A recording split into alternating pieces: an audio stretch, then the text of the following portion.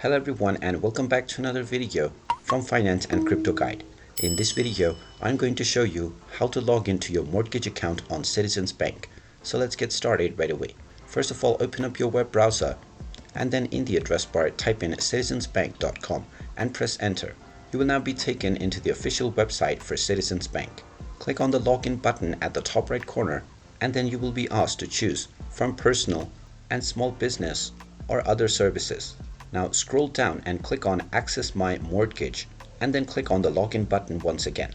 You will now be taken into the login portal where you can enter your credentials. Just type in your user ID that you have set up while creating your account within the user ID section and then enter your password underneath within the password box. You can then click on the login button and you will be logged into your Citizens mortgage account right away. In case you have forgotten your password, click on Trouble Logging In / Password Change option and you will be allowed to reset your credentials. And there you have it.